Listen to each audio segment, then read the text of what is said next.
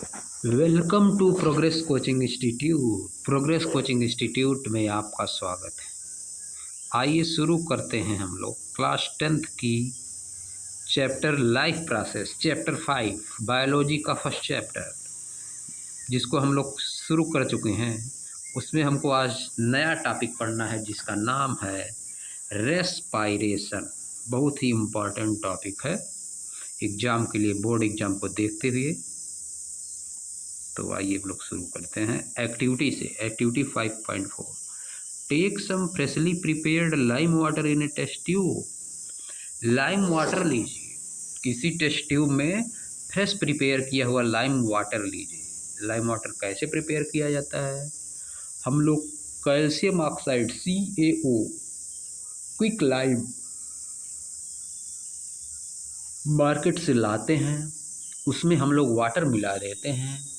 Water मिलाने के बाद जब पूरी तरह से चुर जाता है, वो बॉइलिंग होने के बाद जब बॉइलिंग होकर रुक जाएगी, तब ऊपर जो वाटर होता है उसी को हम लोग बोलते हैं लाइम वाटर। ऊपर के वाटर उसको बाहर निकाल लेते हैं, फिर क्या करते हैं, उसको एक टेस्ट ट्यूब में लेते हैं। Blow air through this lime water, इस एयर ब्लो करना, इस लाइम वाटर में एयर ब्लो करना। नोट, यह नोट करिए, how long it take for lime water to turn milky, कि लाइम वाटर कितने समय में मिल्क के कलर का हो जाता है। अब देखिए क्या करना है। यूज ए सिरिंज और ए पिचकारी to pass air through some fresh lime water taken in another test tube.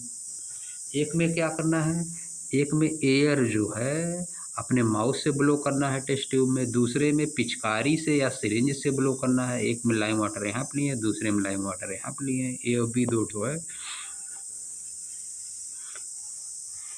Note how long it take this lime water to turn milky, note करिए इस वाले को कितना समय लगता है मिल्क के कलर में चेंज होने में।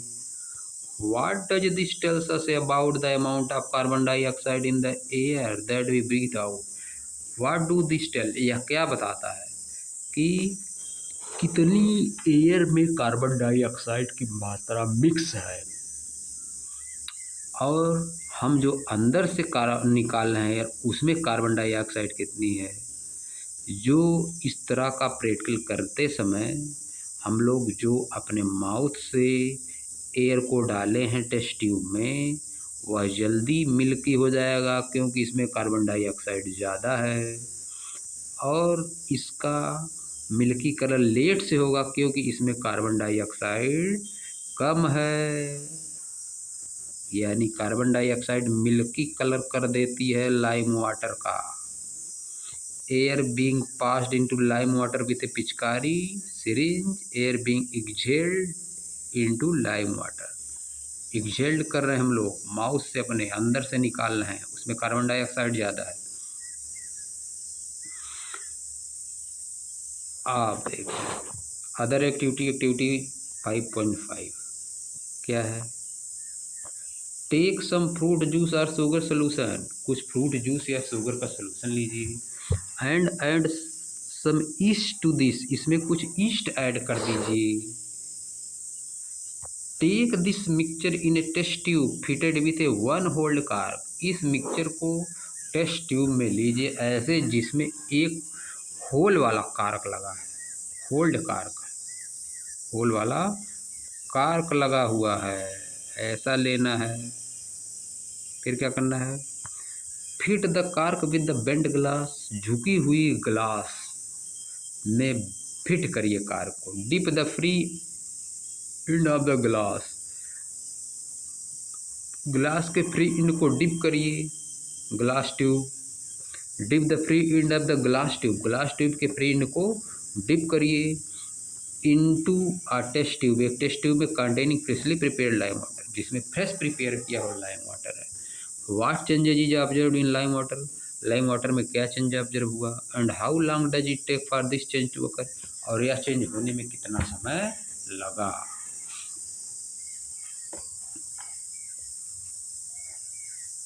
What does this tells us about the product of fermentation, क्या हो जाएगा, कलर फ्रूट जूस या शुगर सोल्यूशन ईस्ट ऐड करने पे मिल्की कलर हो जाएगा। इससे हमको पता चलता है फर्मेंटेशन की प्रोसेस में कार्बन डाइऑक्साइड गैस निकलती है। We have discuss nutrition in organism in the last section. पिछले सेक्शन में हम न्यूट्रिशन डिस्कस कर चुके हैं ऑर्गेनिज्म में। The food material taken in during the process of nutrition is used in cell to provide energy for various life processes.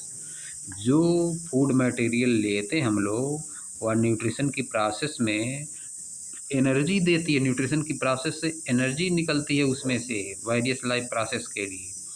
Diverse organism do this in different way. अलग अलग तरह के organism अलग अलग तरह से इस काम को करते हैं। Some use oxygen to break down glucose completely into carbon dioxide and water. कुछ क्या करते हैं, ऑक्सीजन का यूज करते हैं ग्लूकोज को पूरी तरह से तोड़ने के लिए कार्बन डाइऑक्साइड और वाटर में। Some use other pathway that do not involve oxygen. कुछ जो है दूसरा तरीका यूज करते हैं जिसमें ऑक्सीजन इन्वॉल्व नहीं होती है। फिगर 5.8 में दिखाया गया है।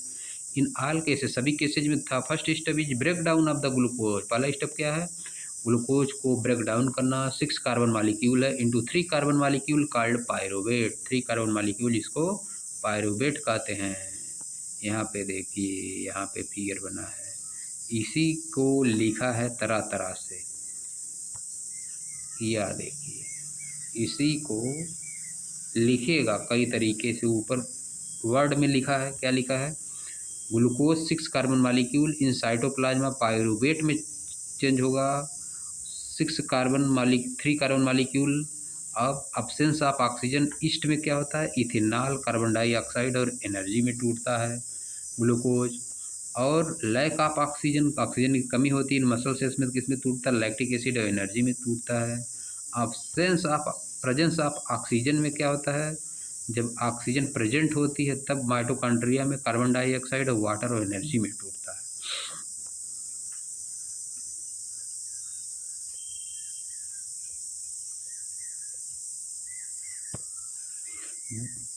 Three carbon molecule called pyruvate. This process takes place in cytoplasm. यह प्रोसेस किसमें होती है, साइटोप्लाज्म में होती है। साइटोप्लाज्म, यह देखिए, 6 कार्बन मालिक्यूल ग्लूकोज टूटता है 3 कार्बन मालिक्यूल पायरुवेट में। कहाँ पर होता है, cytoplasm.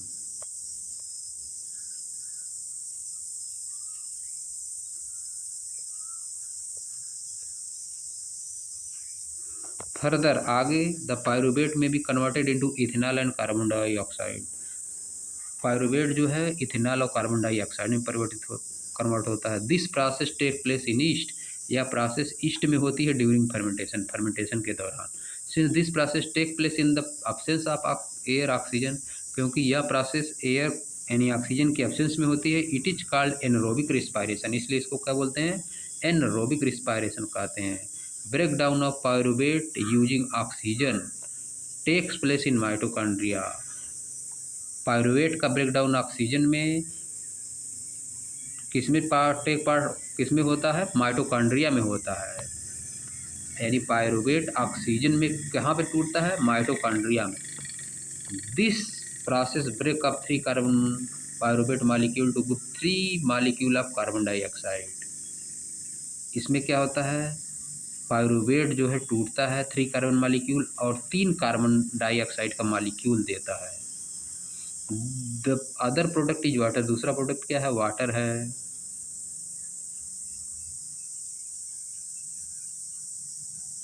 Since this process takes place in the presence of air oxygen, क्योंकि यह प्रोसेस एयर ऑक्सीजन के प्रेजेंट में होती है, it is called aerobic respiration.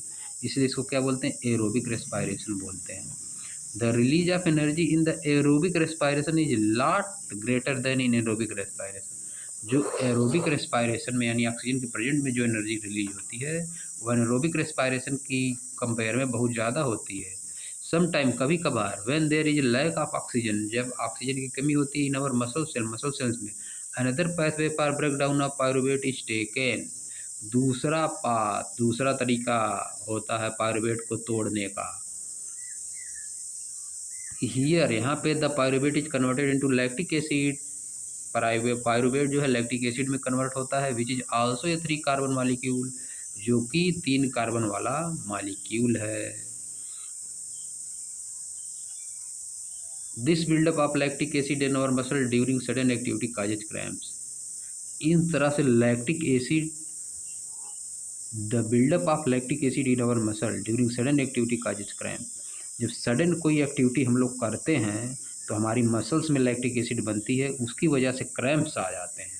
Cramps के कारण यह होता है, क्रैम्प्स बन जाते हैं जब लैक्टिक एसिड बनती है, यानी घुमाव ऐंठन पड़ जाती है। The energy release during cellular respiration. Cellular respiration के दौरान जो एनर्जी रिलीज होती है is immediately use to synthesize molecule called ATP. वह मॉलिक्यूल जिसको एटीपी बोलते हैं उसके सिंथेसाइज करने में यूज हो जाती है, which is use to fuel all other activities in the cell. जिसका यूज हम सेल की दूसरी एक्टिविटी के लिए कर देते हैं, जहाँ से वो एनर्जी निकलती है उसका यूज हम सेल की दूसरी एक्टिविटी में कर देते हैं। इन दिस प्रोसेस में ATP is broken down, ATP टूटती है, giving rise to a fix amount of energy. इससे फिक्स अमाउंट ऑफ एनर्जी निकलती है, which can drive the endothermic reaction. यानी इसको क्या हम लोग कह सकते हैं, endothermic reaction taking place in the cell. यानी रिएक्शन कौन सा पार्ट हो रहा है, इंडोथर्मिक रिएक्शन हो रहा है। सेल्स में कौन सा रिएक्शन हो रहा है, इंडोथर्मिक रिएक्शन, क्योंकि उससे एनर्जी निकल रही है। नहीं, यहाँ पर देखिए फिर से, ATP is broken down giving rise to a fix amount of energy. ATP को तोड़ के फिक्स अमाउंट ऑफ एनर्जी निकलती है, विच कैन ड्राइव, जो एनर्जी ड्राइव करती है द इंडोथर्मिक रिएक्शन। इंडोथर्मिक जो रिएक्शन होते हैं सेल में उनको ड्राइव करती है, जिसमें एनर्जी की आवश्यकता होती है उनको ड्राइव करती है, उनको आगे बढ़ाती है। एटीपी से रिलीज एनर्जी जो इंडोथर्मिक रिएक्शन होते हैं सेल्स में उनको करने में काम आती है।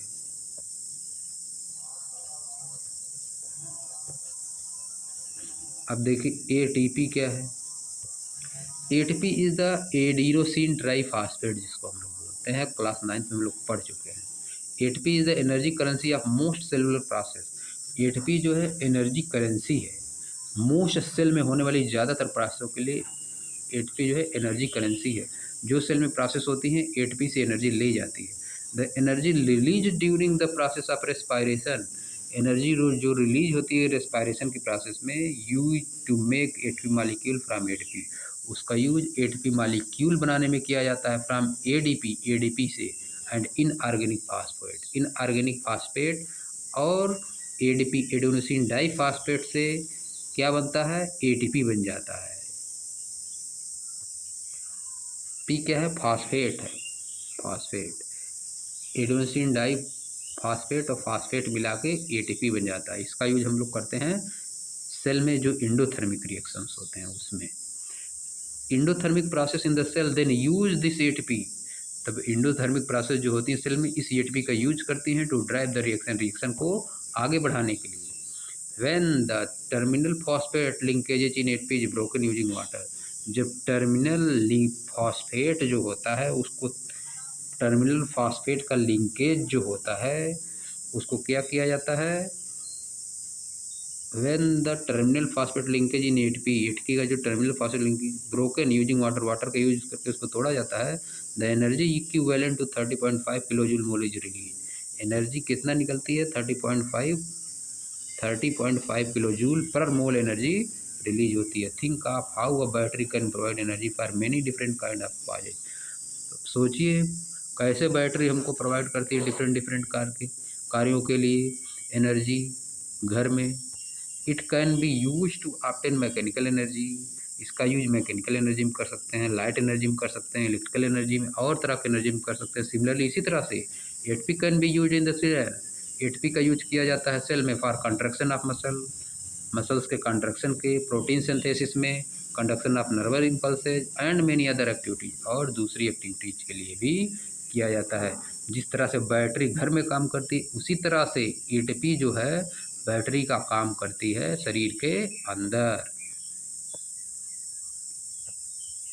Since anaerobic respiration pathway depend on oxygen, चूँकि एरोबिक रेस्पायरेशन पाथवे ऑक्सीजन पे डिपेंड करता है।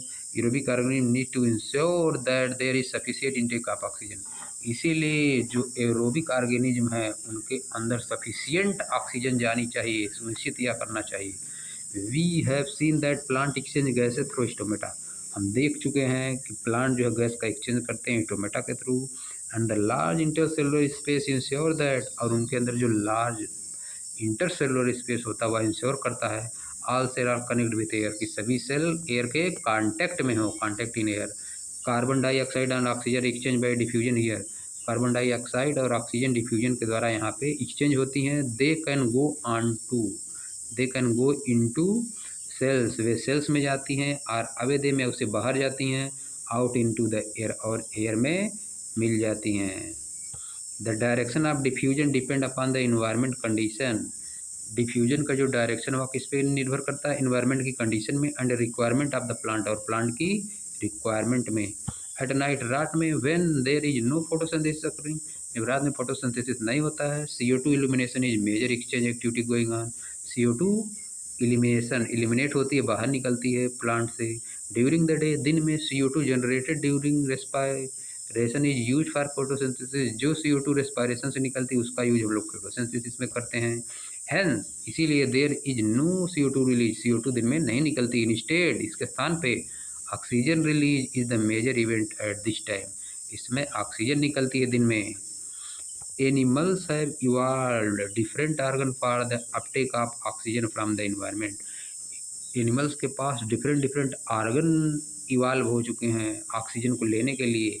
And getting read of carbon dioxide produce, और जो कार्बन डाइऑक्साइड शरीर के अंदर प्रोड्यूस हुई है उससे छुटकारा पाने के लिए, बाहर निकालने के लिए। Terrestrial animal can breathe the oxygen in the atmosphere. Terrestrial animal जो है ऑक्सीजन को एटमॉस्फेयर से लेते हैं, but animal that live in water, लेकिन जो एनिमल वाटर में रहते हैं, need to use oxygen dissolve in water, उनको ऑक्सीजन में डिजॉल्व वाटर का यूज करने की आवश्यकता होती है। जैसे कि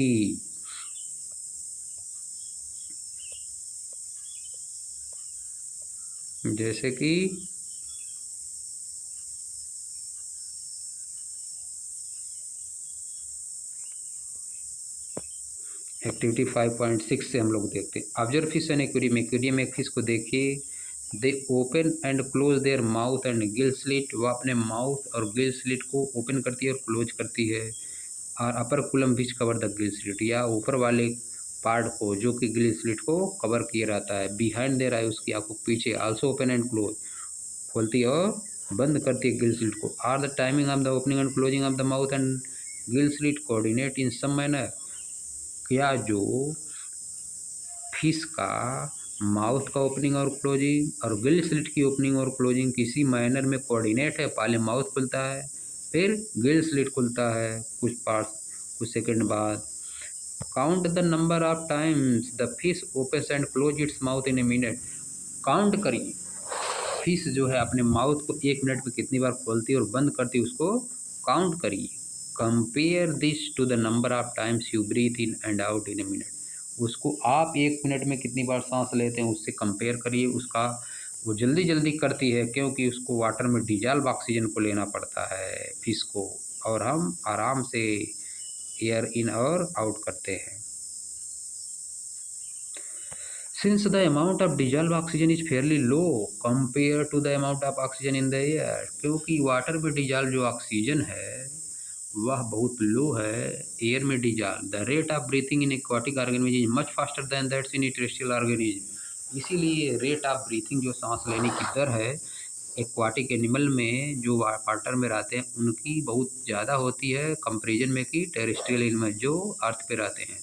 fishes take in water through their mouth, fish जो है वाटर अपनी माउथ से लेती है एंड फोर्स इट पास्ट, और इसको पीछे ढकेल देती है द गिल्स के पास, where the dissolve oxygen is taken up by the blood, जहाँ पे वाटर में डिजॉल्व ऑक्सीजन जो है ब्लड के द्वारा ले ली जाती है। Terrestrial organism use the oxygen in the atmosphere for respiration. Terrestrial organism oxygen जो एटमॉस्फेयर में उसका यूज करते हैं रेस्पायरेशन के लिए। The oxygen is absorbed by the different organ in different animal, oxygen जो है डिफरेंट एनिमल में डिफरेंट ऑर्गन के द्वारा ऑब्जॉर्व किया जाता है। All these organ have structure, इन सभी ऑर्गन के पास एक स्ट्रक्चर होता है that increases the surface area, जो कि सरफेस एरियाज को बढ़ा देता है, which is in contact with the oxygen rich atmosphere, जो कि ऑक्सीजन रिच एटमॉस्फेयर के कांटेक्ट में है उस सरफेस एरिया को बढ़ा देता है। Since the exchange of oxygen and carbon dioxide has to take place across this surface, क्योंकि कार्बन डाइऑक्साइड और ऑक्सीजन का एक्सचेंज इसी सरफेस से होता है। This surface is very fine and delicate, इसीलिए यह सरफेस बहुत ही फाइन और डेलिकेट होता है। डेलिकेट मतलब सॉफ्ट होता है, लचीला होता है। In order to protect this surface, इस सरफेस को प्रोटेक्ट करने के लिए it is usually placed within the body, या बॉडी के अंदर होता है। So there have no passages, so there have to be passages, so there have to be passages that will take air to this area, इसलिए passages बने होते हैं जो कि एयर को इस जगह तक ले जाते हैं। इन एडिशन, इसके अतिरिक्त there is a mechanism of moving the air in and out of this area, इस एरिया से अंदर बाहर जाने के लिए मैकेनिज्म बना होता है एयर को मूव करने के लिए। Where the oxygen is absorb, जहाँ ऑक्सीजन एब्जॉर्ब की जाती है। इन ह्यूमन बींग्स में figure 5.9 air is taken into the body through the nostril, air जो है नोस्ट्रिल के थ्रू अंदर ली जाती है, नोस्ट्रिल के थ्रू।